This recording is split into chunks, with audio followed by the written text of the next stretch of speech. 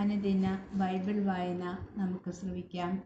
യേശു അവിടെ നിന്നും പോയി സ്വന്തം നാട്ടിലെത്തി. ശിഷ്യന്മാർ അവനെ അനുഗമിച്ചു. സാബത്ത് ദിവസം സിനഗോഗിൽ അവൻ പഠിപ്പിക്കാൻ ആരംഭിച്ചു.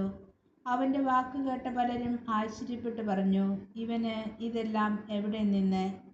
ഇവന് കിട്ടിയ ഈ ജ്ഞാനം എന്ത്? എത്ര വലിയ കാര്യങ്ങളാണ് ഇവൻ്റെ കരങ്ങൾ വഴി സംഭവിക്കുന്നത്. ഇവൻ മറിയത്തിൻ്റെ മകനും യാക്കോബ്, യോസെ, യൂദാസ്, ശിമയോൻ എന്നിവരുടെ സഹോദരനുമായ മരപ്പണിക്കാരനല്ലേ? ഇവൻ്റെ സഹോദരിമാരും ഇവിടെ നമ്മുടെ കൂടെയില്ലേ? ഇങ്ങനെ പറഞ്ഞ് അവർ അവനിൽ ഇടറി. യേശു അവരോട് പറഞ്ഞു, സ്വദേശത്തും ബന്ധുജനങ്ങളുടെ ഇടയിലും സ്വഭവനത്തിലുമല്ലാതെ മറ്റെങ്ങും പ്രവാചകൻ അവമതിക്കപ്പെടുന്നില്ല. ഏതാനും രോഗികളുടെ മേൽ കൈകൾ വെച്ച് സുഖപ്പെടുത്തുവാനല്ലാതെ മറ്റത്ഭുതമൊന്നും അവിടെ ചെയ്യുവാൻ അവന് സാധിച്ചില്ല. അവരുടെ വിശ്വാസരാഹിത്യത്തെക്കുറിച്ച് അവൻ വിസ്മയിച്ചു.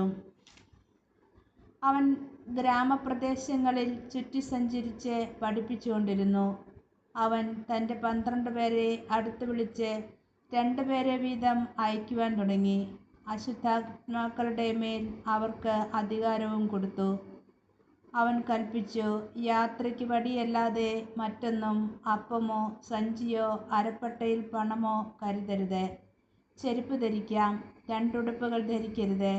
അവൻ തുടർന്നു, നിങ്ങൾ ഏതെങ്കിലും സ്ഥലത്ത് ഒരു വീട്ടിൽ പ്രവേശിച്ചാൽ അവിടം വിട്ട് പോകുന്നതുവരെ ആ വീട്ടിൽ താമസിക്കുവിൻ. എവിടെയെങ്കിലും ജനങ്ങൾ നിങ്ങളെ സ്വീകരിക്കാതിരിക്കുകയോ നിങ്ങളുടെ വാക്കുകൾ ശ്രവിക്കാതിരിക്കുകയോ ചെയ്താൽ അവിടെ നിന്നും പുറപ്പെടുമ്പോൾ അവർക്ക് സാക്ഷ്യത്തിനായി നിങ്ങളുടെ കാലിലെ പൊടി തട്ടിക്കളയുവിൻ. ശിഷ്യന്മാർ പുറപ്പെട്ട് ജനങ്ങളോട് അനുതപിക്കണമെന്ന് പ്രസംഗിച്ചു.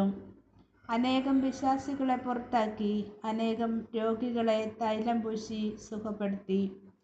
ഈശോ മിശിഹായ്ക്ക് സ്തുതിയായിരിക്കട്ടെ.